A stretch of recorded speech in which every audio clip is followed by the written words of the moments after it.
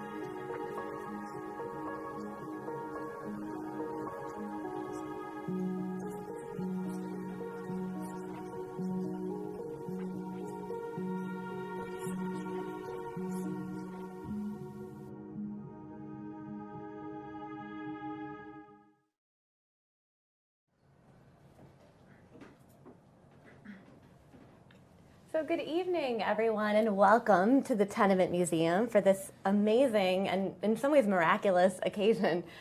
This year, Hanukkah felt to me like it never really happened. It was mixed up with Thanksgiving, and then Omicron happened. And so it feels truly exciting to kind of celebrate in the middle of winter now this new miracle. And the miracle is that we're live streaming music from the Tenement Museum. And another part of this miracle is that hundreds of you are able to be in this 325 square foot apartment with us. So tonight, we're going to try to imagine the world of Harris and Jenny Levine, who lived here in the 1890s and early 1900s, and try to understand not just the space they inhabited, but the soundscapes they inhabited, and how we might look at music to have a better understanding of the complexities of immigrant life. So I'm so excited to be here with you, Alex, and with our wonderful singer and pianist to kind of recreate this world, and we're excited to be with you as well and look forward to hearing your questions at the end of this. So one thing that I think is really important is that Jenny and Harris are listed as Jenny and Harris on the census record that we use to interpret their space. But when we went to go to Washington Cemetery where they're buried and we looked at their headstones, of course it says Tzvi Hirsch and Shendel. So their Yiddish names, I imagine, were very much used in this apartment, as were the families of maybe 110 people who lived here around 1900. So Yiddish would be the language that we'd hear coursing through the tenements. Tell us a little bit, before we jump into the music, tell us a little bit about the language. So the Yiddish language was the language of Eastern European Jewry, and it was the vernacular, it was the mamaloshon, the mother tongue. So by contrast to Hebrew, which was the language of prayer and the language of study, Yiddish was the everyday language.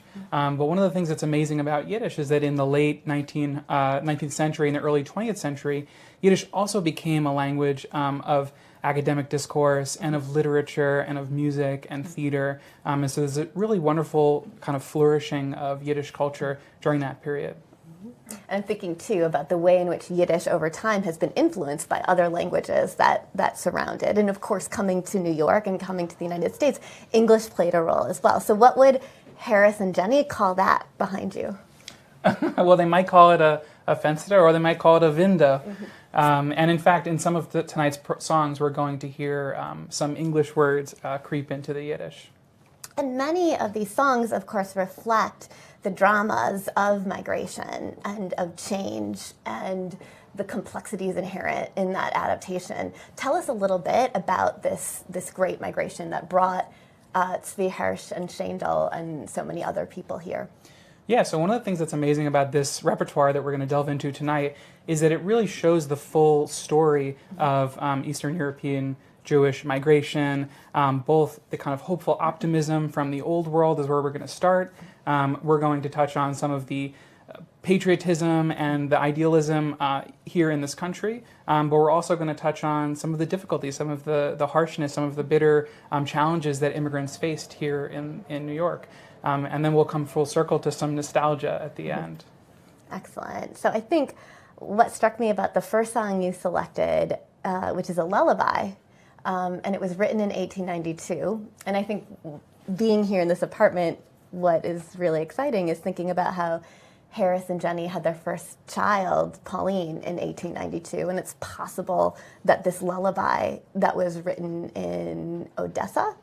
Yeah, so it was first published in Odessa in 1882 by Sholem Aleichem, who's the really famous Yiddish writer whose stories about Tevye the milkman became the basis of Fiddler on the Roof later. And this lullaby became so popular that it was known throughout the Jewish world, not just in Eastern Europe. And it was known as a folk song to many, you know, and because it was a folk song, it was known in many different versions. There's not just one set melody for this lullaby. And here in New York, there are many different published versions as well that take different kind of perspectives. So the one we're going to hear is a setting by Simon Katz. Perfect.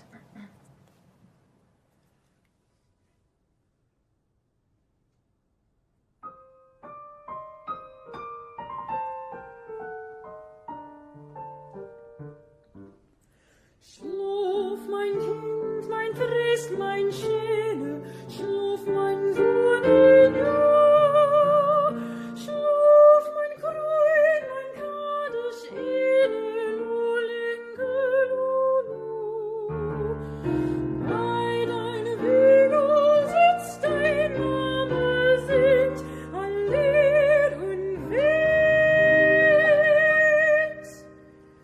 Wirst du versteht mis Name, wo sie rot gemäht.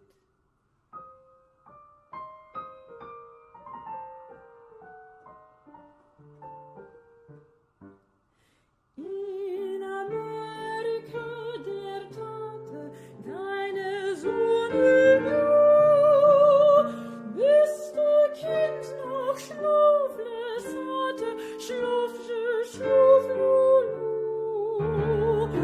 Das Amerika von jedem sucht, wenn es a Glück. Und vor jeden Agaliden etwas an Antik.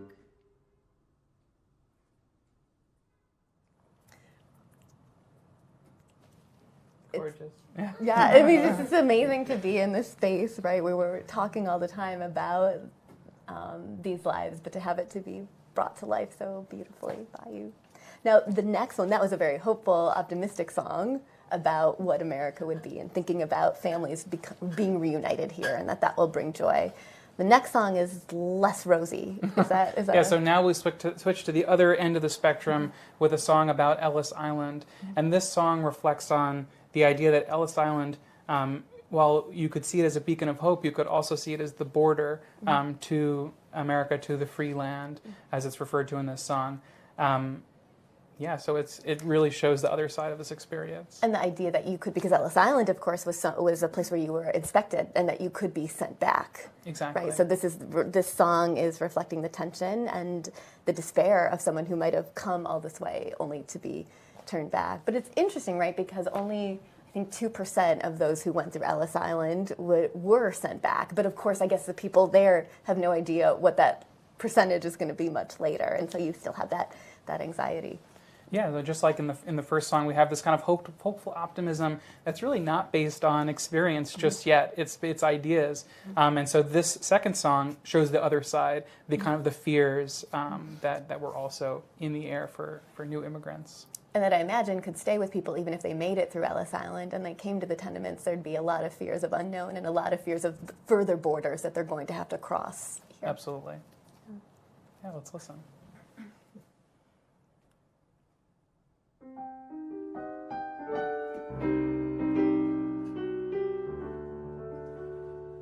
O Ellis Island, du Grenetz von Freiland, wie groß und wie schrecklich du bist. A selcher Ziches, du's kennen nur Riches, du plogst die Geplogte umsiehst. Mit Sores gekommen, dem Jam koim der Schwommen, die Betten der Freiheit der Zehn. Du buntes Eiland, der Grenetz von Freiland, sonst halt, du kennst weiter nicht gehen.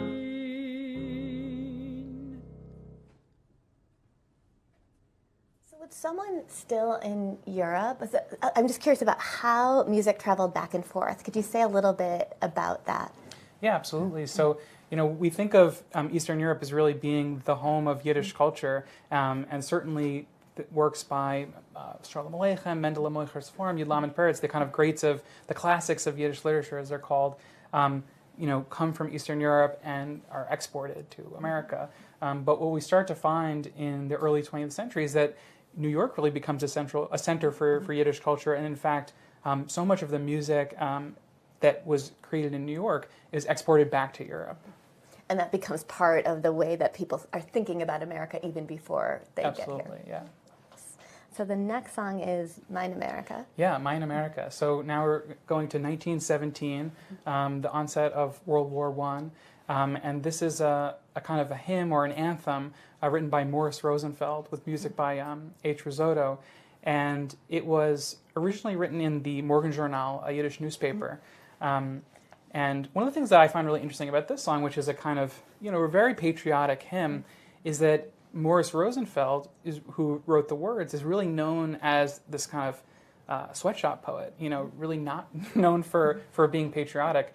But it's a beautiful song and, wonderful hymn to America. Interesting, too, that by, thinking about the Levine family, by 1917, they've long departed the Lower East Side. They're in Brooklyn. They're in a nicer home and a better space. And I just wonder if there's ways in which, precisely because they're not in the tenements, they can have a rosier view of America at that point. Yeah, I think that this song in many ways represents the kind of maturation of the American Jewish community. And in fact, it was just a year later that Irving Berlin wrote God Bless America, which is a song with a really similar idea. And he lived in this neighborhood as well. Yeah. Yes.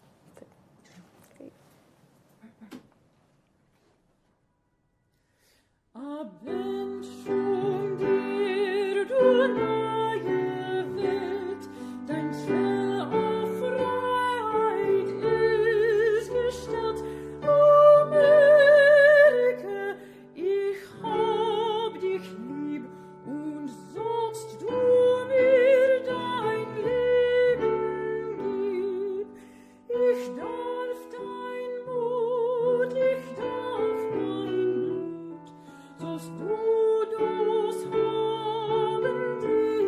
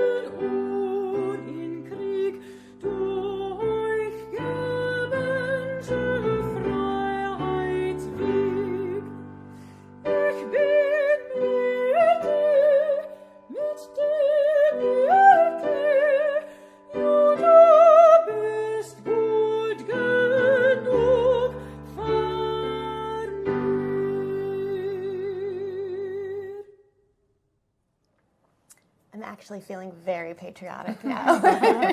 If you need a Yiddish national anthem for America, you've got it. I think this is it. This is it. And the next one is it Levin Zal Columbus? Yeah, Levin Zal Columbus.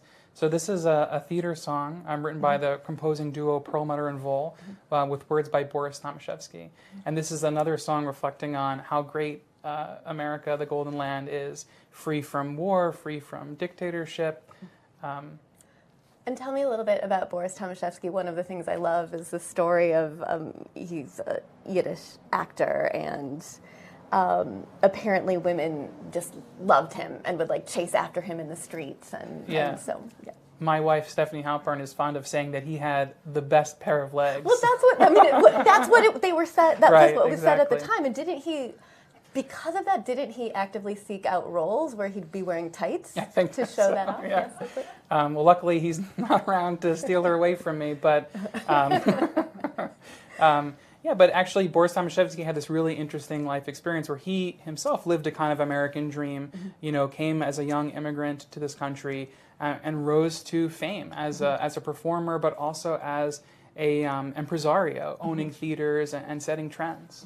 Right, and it's such an amazing example of the Yiddish theater, just like the Yiddish press, just thinking about the new life America gave it, right? This kind of amazing combination of this culture and then this freedom politically here to have theaters, to have newspapers, and then just the energy, and I imagine, too, the influences of other musical traditions that were already here in New York City. Yeah, absolutely. One of the things that's really striking about this music is how it's so Yiddish, but it's also so American, and it really couldn't exist without both of those components. Yeah, so let's listen.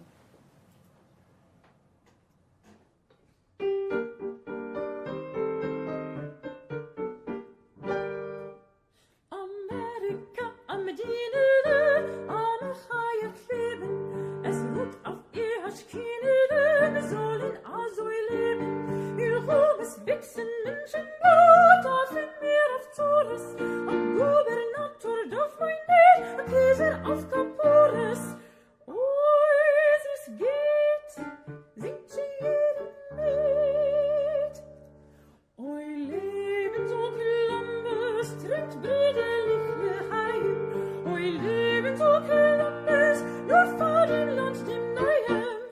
Seid zufrieden, klebt nicht in die Trombes, schreit für jeden. Leben soll Columbus, oi, leben soll Columbus, trinkt brüderlich Leheim. Oi, leben soll Columbus, nur vor dem Land dem Neuen.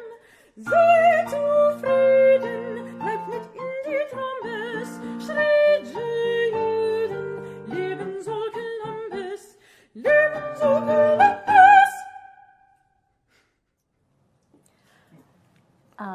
So Harris Levine worked as a tailor, and one of the things that so many Jews didn't necessarily work as tailors before they got here, and so this term came about, like a Columbus tailor, someone who discovered the garment shop after coming here, and of course the harshness of the garment shop that we talk about a lot in this place.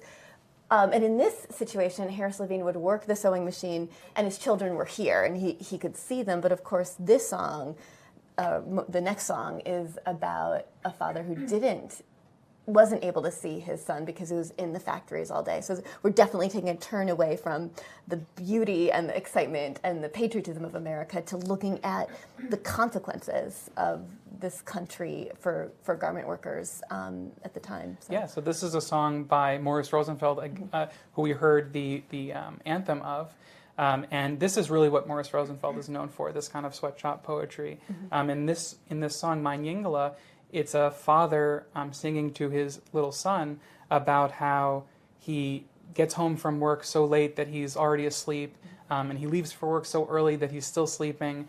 And it's just this really heartbreaking kind of reflection on how hard it was to make a living for many people. And Rosenfeld himself worked in sweatshops, and so he knew this firsthand. And this was so kind of emblematic of this experience for many people that it was known as a folk song. It was this, I think, is Morris Rosenfeld's most famous poem, and it was sung in sweatshops, and it was sung at labor meetings. Because it touched a nerve. Yeah. I mean, and I think, too, also often we hear this idea that the American dream, the parents, their lives might be sacrificed for their kids. And we say that all the time, but yet this song kind of brings to life that sacrifice. What Absolutely, that sacrifice, yeah.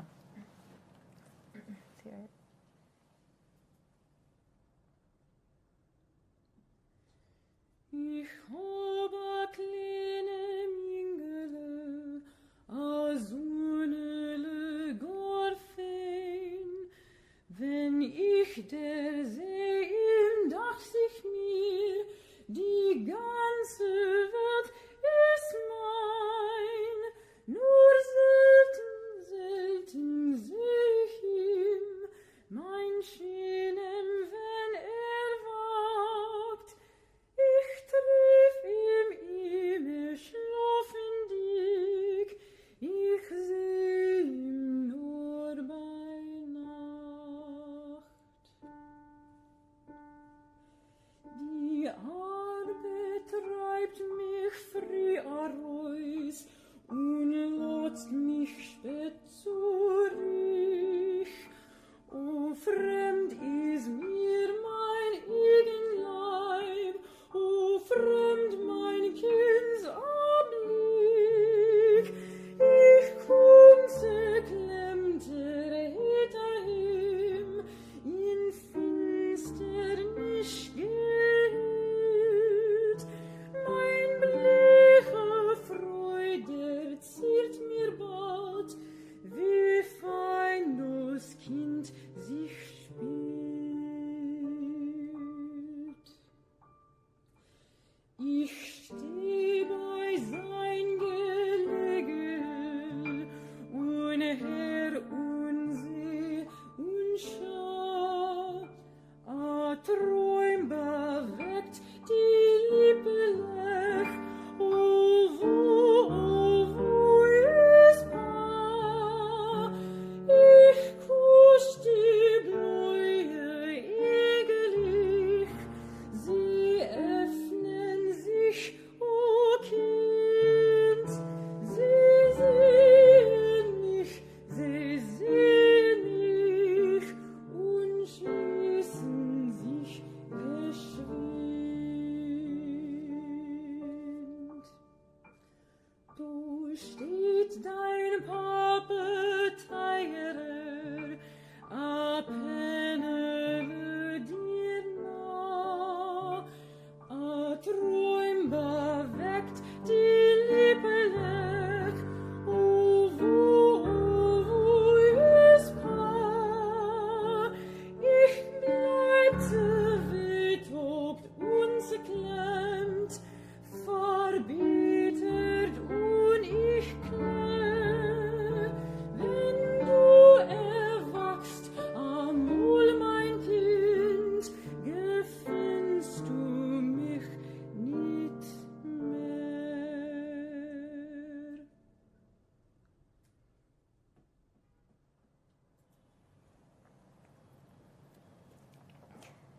Continuing in the vein of the harshness of this world and this life, the next song continues to explore kind of the downturns of New York and the difficulties of living in the city.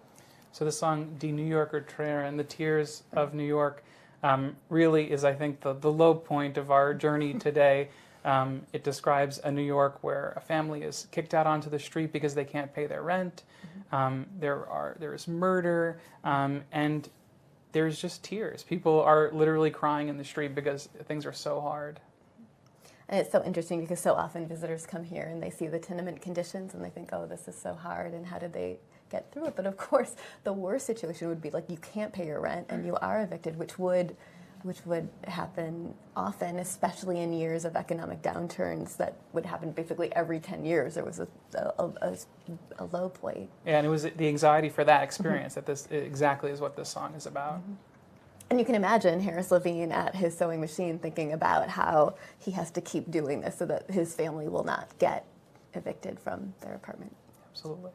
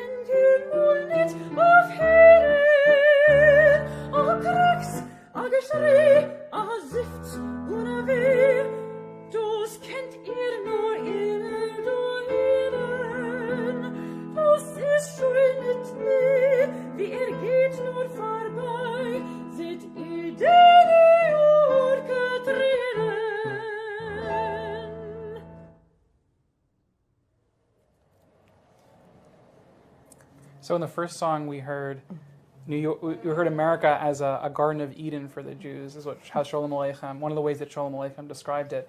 And in this song, we have the opposite. New York, hell is approaching New York, Gehenna. So it's really run the full gamut of this experience.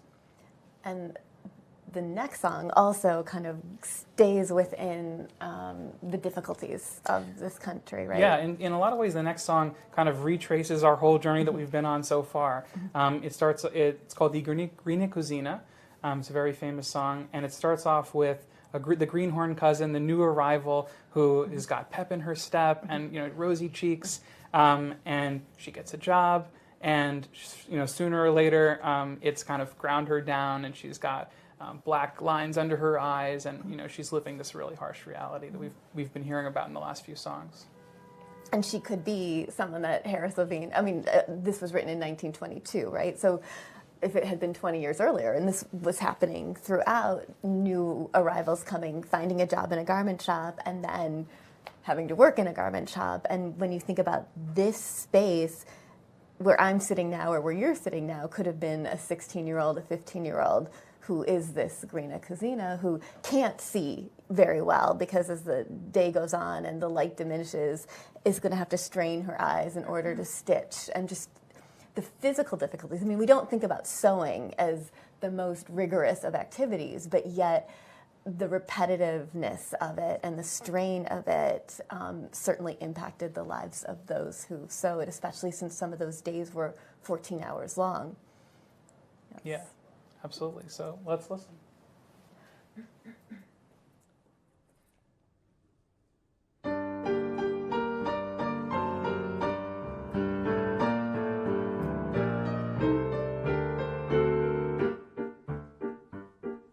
Zu mir ist gekommen eine Cousine, schick mich over Segewind die Grüne, meckelig wer heute Pomeranzen, wisselig was beten sich zum Tanzen, meckelig wer heute Pomeranzen, wisselig was beten sich zum Tanzen.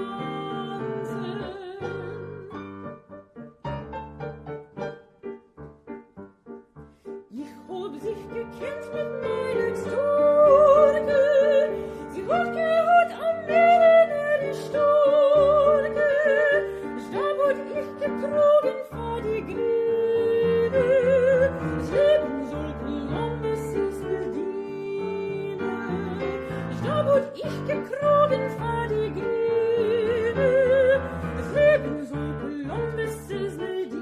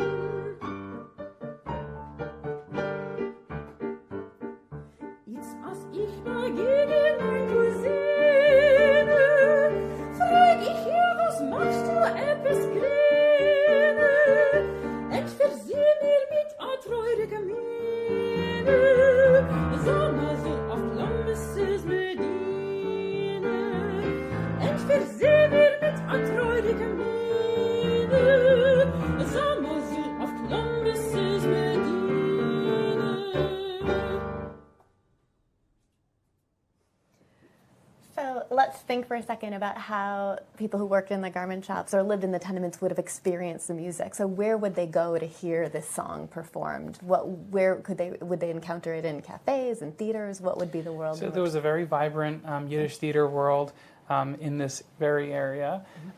There were, of course, recordings on phonographs, and also the thing that allows us to play so much of this music today is that it was very common to have a piano in your home, and when you read the Yiddish newspaper, you see it's just littered with advertisements for pianos on consignment. And there was just a piano factory just on the corner of Grand and Orchard. Yeah, and so broadsheets of the sheet music of all the popular songs from the latest Yiddish musicals or just other songs were for sale all over the place, and people had them in their homes. And it's through the collection of those sheet music at YIVO that we're able to recreate so much of this repertoire. And I know that one of the things, being in the tenement space, of course, you have to wonder, how did they get pianos into the tenement apartments? And that's the big kind of question, right? Absolutely. And, it was my dream, as you know, Annie, that we'd be bringing in some kind of piano up here. And it would be a huge challenge to get it through the narrow hallways and up the stairs, a challenge that only piano movers could achieve. But, we know that this was very commonplace in this time period. Well, maybe when Omicron dies down and the pandemic has settled a little bit, we can try that piano experiment here at the Tenement Museum and watch and reenact how that happens. But, it reminds us the ways in which, walking through these tenement spaces, we'd be hearing this music and we'd be hearing the ways in which the immigrants themselves were starting to make sense of their own lives, right? Depicting not just coming and sewing, but others watching that and putting that into music that potentially the sweatshop worker would go and hear at the theater later, or see in the broadsheets and experience it as a form of entertainment. The next song takes us several decades away. So that was 1922, and now we're going to go to 1943. And by this point, the Lower East Side has changed dramatically. Of course, the immigration laws of 1921 and 1924 have cut off the streams of immigration and from Eastern Europe and from Italy, where the population on the Lower East Side and Little Italy had come from. And so it becomes difficult to get here. And of course, the immigrants who are here are following that pattern of moving out of the Lower East Side. So between 1920 and 1930, you have the first time that the population of the Lower East Side goes down. And of course, this becomes the first decade, I think, where the landlord doesn't fill the apartments that are here. So you have a kind of waning of the great Lower East Side, but at the same time that you have that waning, not that many years later, you have this longing for the Lower East Side, right? So we were hearing before the longing for the old country, and now in America, you start to have music that is commemorating or trying to glorifying, romanticizing the life of the Lower East Side. Yeah, absolutely. So I was talking about this kind of golden flourishing of Yiddish culture during this the early years of the 20th century here in New York, and by the 40s we start to be in the twilight of that period. And so you have a song like this is reflecting back on how great it used to be, through the rose-tinged glasses of nostalgia. How great it used to be when on the Lower East Side it was filled with Jews from all around the world, and everyone would speak Yiddish together. And this is another step in this process of kind of mythologizing the American Jewish experience. And thinking, too, that this is in 1943, and of course, there are so many people who spoke Yiddish who could not get here. I mean, I wonder, too, if that played a role in this remembering a Lower East Side filled with Yiddish speakers. Absolutely. Yeah. I think so.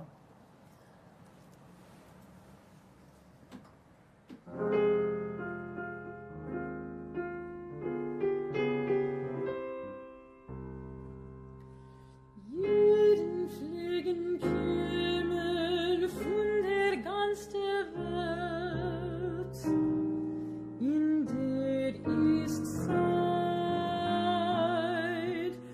Dort von Kesselgarnen hat sich jeder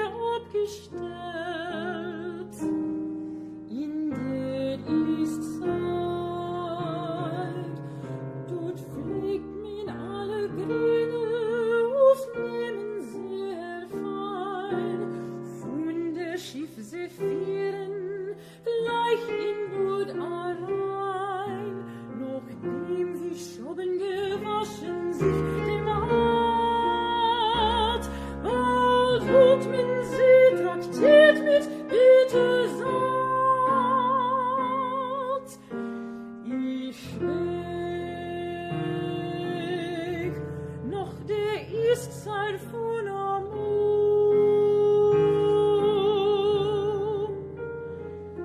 Wie aus hat geblit geohnet zu.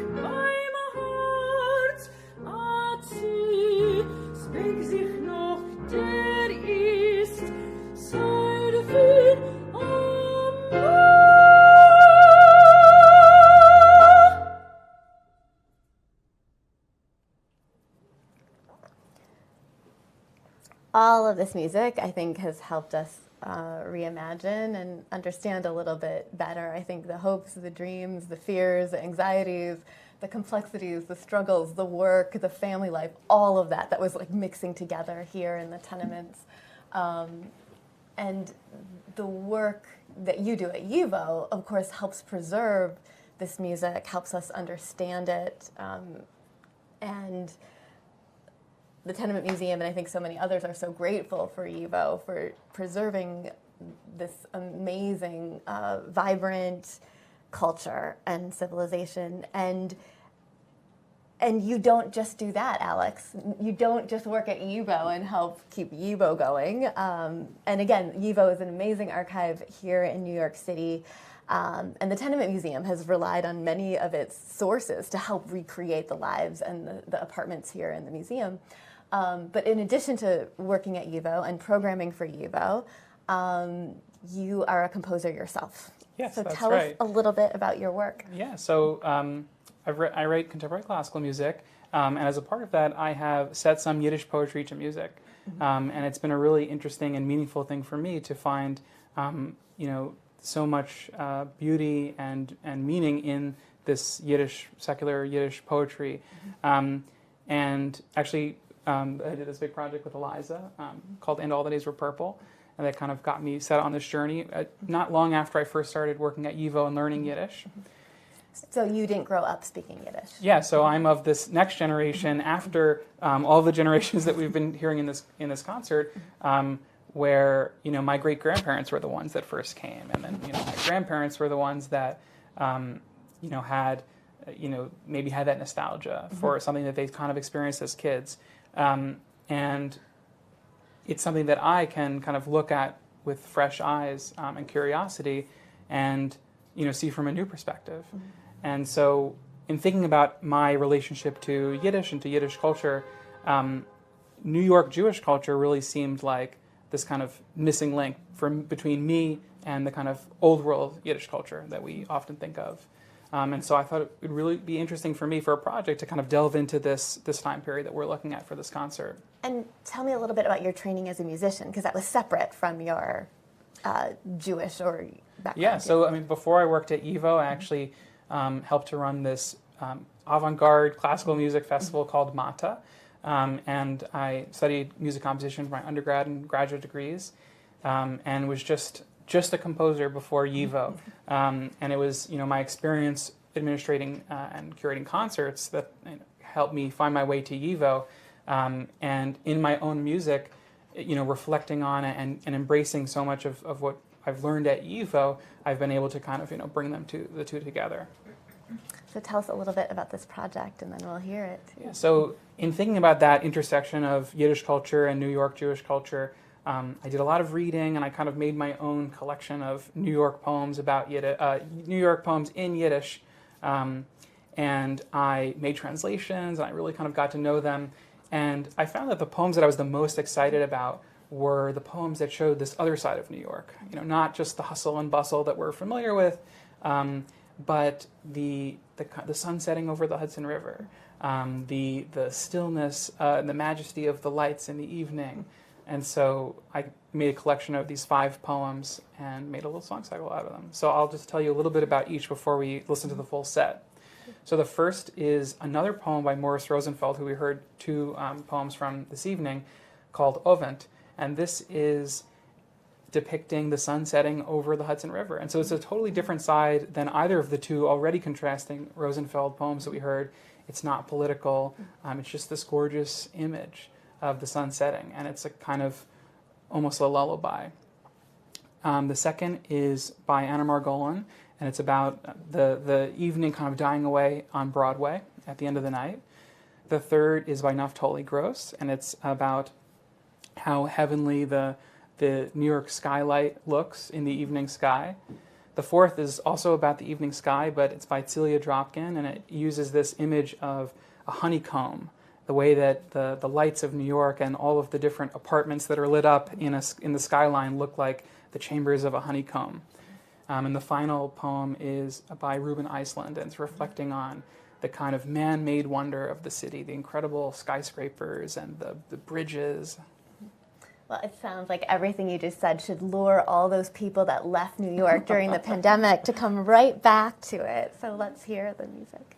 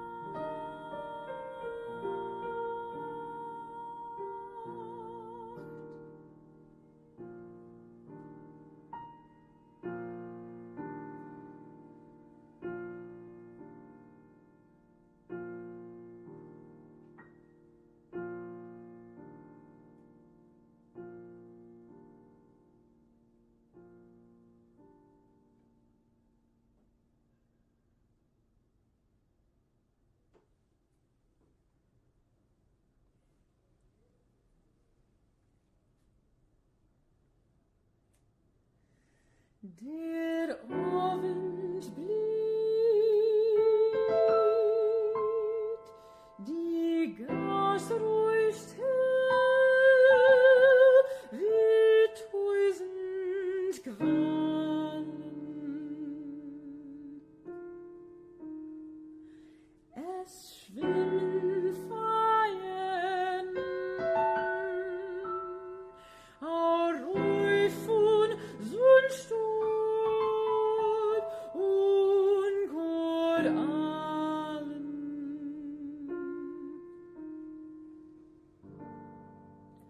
Vitrines flammendicke Helen, Wasserfallen von tiefen Sammet, Seidenschwer und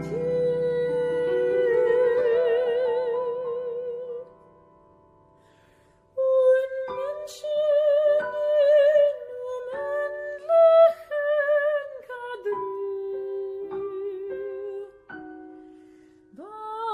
Begegnen sich und willen wo verfallen.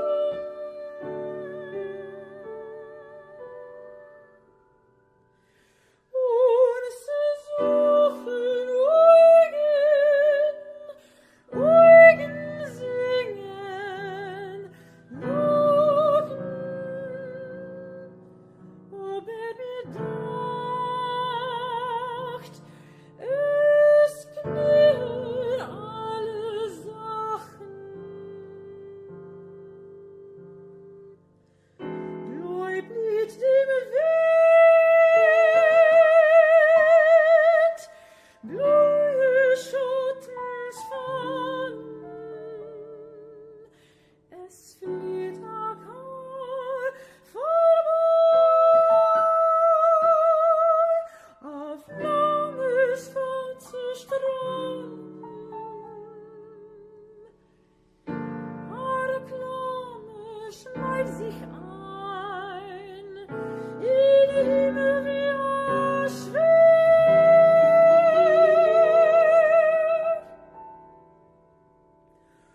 Und Stimmen schuchen, kuscheln sich, jaunet der Herd und wickeln sich herauf wie lichtige Spiralen.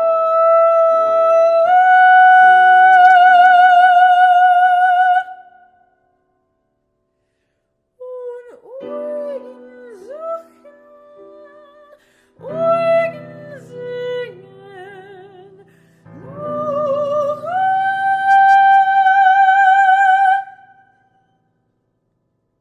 ob mir dacht, es ist a Träumerin,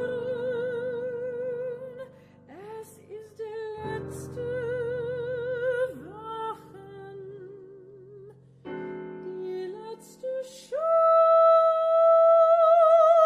von Gesegneten mit der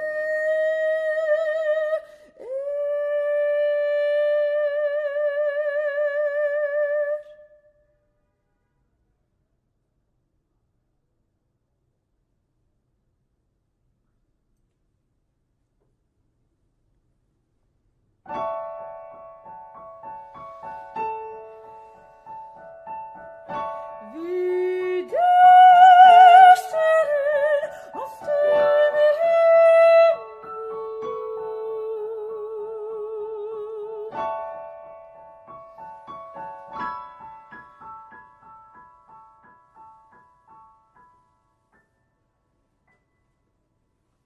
In a dunkelblauen Nacht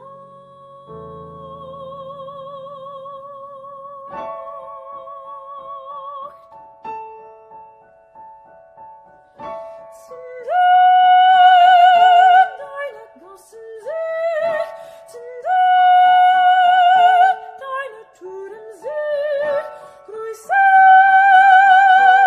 reichen dicke Stut.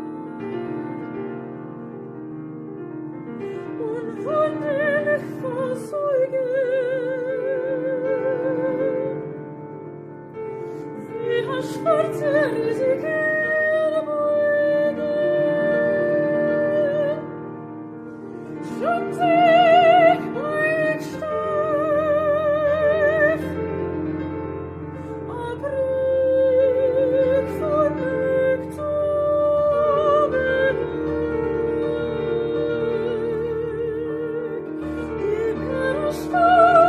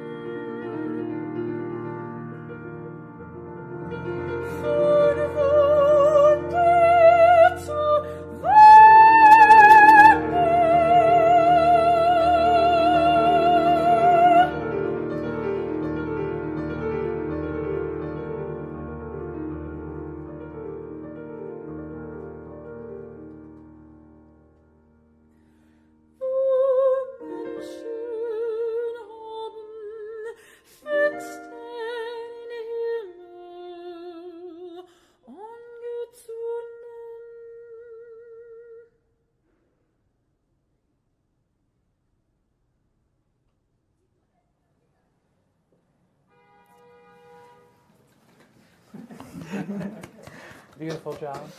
This is actually a great time to just say this is Eliza Bagg, Paul Kerekes, really wonderful musicians I've been privileged to know and work with for a long time. That was beautiful. What is it like for you, Alex, to hear your music in a tenement? It's actually really great. We were a little bit worried about what would the acoustic be like in here, but it's a beautiful, intimate space to make music, and you're really up close and personal. It's been a really great day.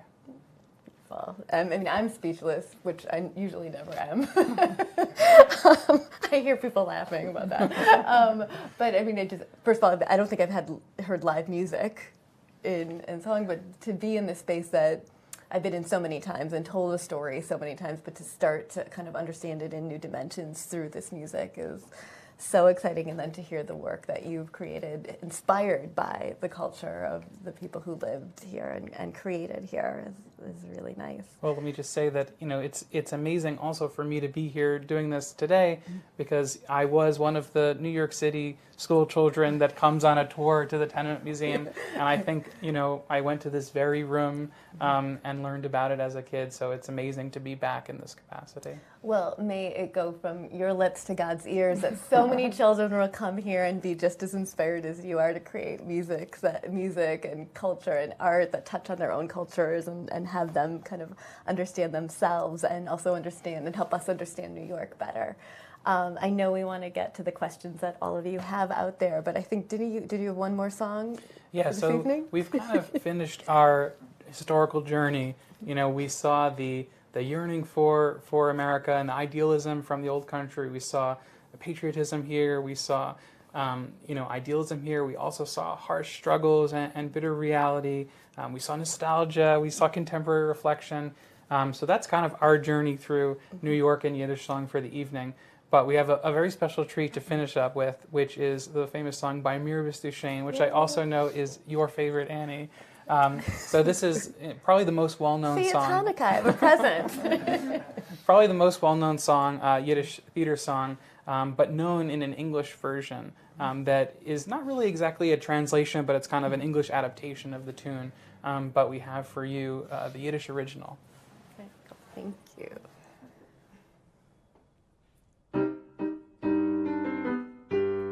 Wenn die Sud sein schwarz wie eine Tüte, wenn die hast Augen wie bei einer Kutte, und wenn die hinzu bist, noch was Herz oder Fiss, noch so echt das hat mich nicht. Und wenn die hast anadischen Schmechel, und wenn die hast weiß aus Sächel, wenn die bist wild wie Indianer, bist Ophelia Glitzianer, sag ich, das hat mich nicht. Sag mir, wie klist du das? Wer sagen Gott vor was? Bei mir bist du schön, bei mir hast du hin, bist inne bei mir auf der Welt. Bei mir bist du schön, bei mir hast du it, bei mir bist die Tere findet. Viel schöner, ach, mein Abend, schöne Wort, nimm in mich und find sie alle ausgegeben, hab ich nur dich. Bei mir bist du schön, bei mir hast du hin, bist inner bei mir auf der Welt. Thank you. That was beautiful. Machaya. Machaya. So I know we're going to hear from the audience and hear some questions. I want to thank Paul and Eliza and Alex. I also want to thank all of you out there. And I also want to thank all of you who made donations to make this evening possible. I said earlier that this was a miracle. Well, it's not really a miracle. There are a lot of people working on this program to make it happen. There are many people in this apartment that you can't see who are working on lighting, who are working on sound, who did the marketing to get you here. So everything that we did tonight takes a ton of work, and we want to continue to do this. So if you enjoyed the program, I urge you to become a member, make a small donation, and want to thank all of you who have already done that. Again, that kind of support helps us continue to innovate. We have so many music programs we could do. The Yiddish music we heard tonight just skims the surface. There's so much more. There's Italian music, there's German music, there's Irish music. We could go on and on. There's Chinese music, and there's Puerto Rican music. All the families that we tell at the Tenement Museum, there's whole musical traditions that we would love to bring to you in this way. So if you're able to, we would love if you could make a donation or become a member. And also, okay, so now we want to hear from you and hear your questions and comments. Kat, any questions? Thank you so much, Paul, Eliza, Alex, Annie. You'll be thrilled to know that our over 700 viewers in the audience from all over the world have been filling the chat with compliments and praise and memories from their own families. So it's been an incredibly meaningful program for all. We do have a few questions that people are curious about. The first being about the timing of Yiddish theater in New York. When do we first start to see that emerge? We have an audience member whose family immigrated in the 1860s and is wondering, was there Yiddish theater or songs at that time period as well? So it really starts to emerge a little bit later. You know, the heyday is in the early 20th century. I think it picks up in the 1890s, if I'm not mistaken. Yes, and we actually have a few feet away someone who wrote a dissertation on the Yiddish theater. So Stephanie, do you want to tell us the first year that we have Yiddish theater, the first few years, 1880s in New York? That was 1884. 1884, thank you. And Abraham Goldfaden from Romania, I believe, brought it over, but as Alex said, starts to grow in the early 20th century and really lasts up until the 1950s, 1960s on 2nd Avenue in New York. But so your ancestors who came in the 1860s would, though, have heard other immigrant music cultures on the streets of New York, specifically German music halls at that time in this neighborhood. Thank you, and hopefully that helped you connect to the world of your ancestors in the Lower East Side, Sandy. We had another question from Peter. Did any of the published Yiddish music get cut into piano rolls? Actually, yes, it did, and we have a really amazing collection of piano rolls at YIVO of Yiddish music. So yeah, there was a really vibrant, music culture with these broadsheet publications with 78 recordings and with piano rolls and more. It runs the gamut. And if you go to YIVO, can you see the Yes, piano rolls? absolutely. You can see the piano rolls. We don't have a player piano, but we do actually have recordings of some of these rolls that have been played on a player piano, so you actually can hear some of them. And can people go online as well and hear some of the music? Yeah, actually we have on our YouTube channel, if you just search YIVO Institute for Jewish Research on YouTube, we have a wonderful video that we did with our sound archive where we kind of showcased a lot of the stuff that we have in the sound archive, including, in particular, some of the piano rolls. So you can see a little clip of them and you can hear a little bit of them alongside a lot of the other stuff we have in that collection. Wonderful, amazing. That's really helpful. And speaking of pianos, we had a few questions throughout the night about upright pianos in tenement apartments. So I'm wondering if you could speak a little bit to the frequency of that, right? How common was it for tenement families to have upright pianos? And anything else that our viewers should know about these instruments in tenement homes? Yeah, I mean, like what Alex was saying earlier, you go to the Yiddish newspapers, and there were many of them, 5 daily Yiddish newspapers at the turn of the 20th century. Every newspaper issue has ads for pianos. I mean, these were very, very common. In addition, factories or stores where you could buy pianos. And the expert on this is actually Sarah Levine, who worked for many years at the Tenement Museum and now runs the Rare Center in Kingston, New York. And she wrote a dissertation that in part talked about piano playing on the Lower East Side and also talks about piano playing in other cultures as well. But believe it or not, it would be fairly common for many of these tenement apartments to have a piano in it. wonderful to round off our imagining of the Levines in this home, even though they might not have had a piano, imagining spaces like this filled with music like we heard tonight. So those are our questions from the audience. Oh, and can I do one last plug? So, many plugs. Again, thank you to YIVO for co-sponsoring this. Thank you to Paul and Eliza and Alex. And also, Mark Slobin has a wonderful book called Tenement Songs, and I think it is celebrating its 40th anniversary. So if the music tonight was something that interested you and you want to learn more about those stories, I urge you to look for Tenement Songs. And also, if you're interested in other elements of the history that we spoke of tonight, please go to YIVO. Please come visit the Tenement Museum. Please become members. And again, thank you so much. Have a wonderful evening, and we hope to see you soon, whether in person